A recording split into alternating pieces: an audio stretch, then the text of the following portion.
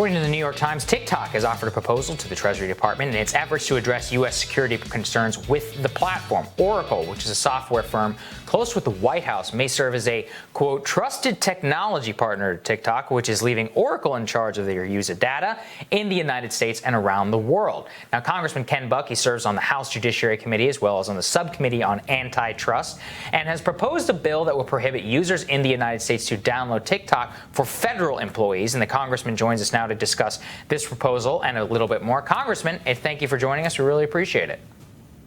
My pleasure.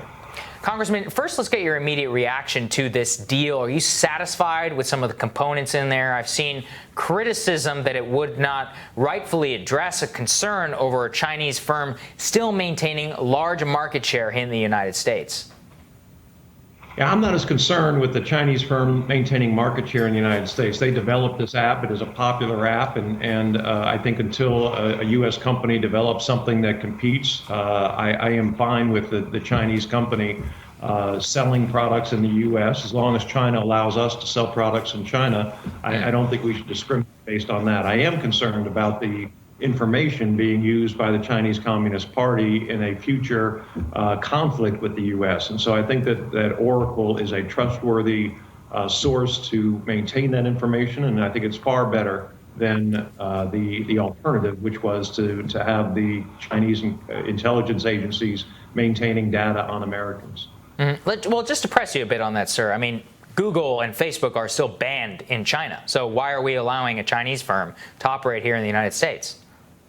A great point. And it should be a negotiating position that the president and the administration take with China. And if the president says, we're going to do this in retaliation for Chinese discrimination against our companies, I'm absolutely in favor of it. But when you're just looking at Oracle itself having the information, I think that solves the biggest problem that we were facing. I think we were always going to face problems with China discriminating against U.S. companies doing business in China.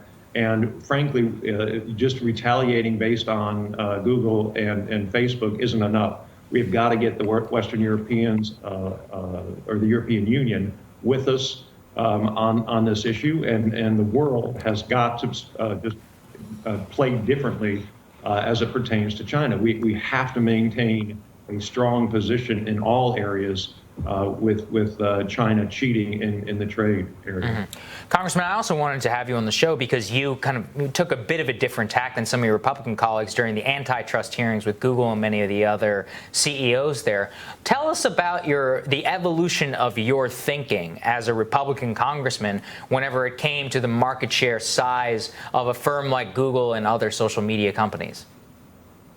So I think, like most Republicans, I don't think that big is bad. I think that success should be celebrated in this country. But I think when I attended a number of hearings and when these large companies like Google and Amazon are using their market share to suppress innovation, to crush competitors, small competitors, competitors with 10, 15 employees, that's the kind of behavior that we can't tolerate in the marketplace. We can't allow someone or a company that has a huge monopoly advantage to use that monopoly advantage in a way that suppresses innovation. We are a major factor in the world economy, the largest economy in the world, because we innovate. And when we stop innovating, especially in the tech area, we are going to be in a position where we will no longer hold the dominant position or the leading position in the world economy. And so I am very concerned that the activities of Google and Amazon have caused harm to innovation in this country.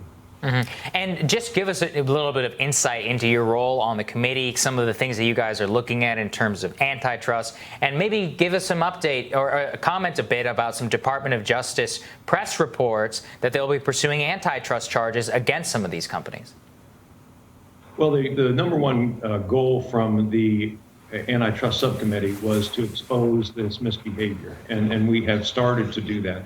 The number two goal is to write a report and make sure that we have something in writing that really summarizes our findings in this area.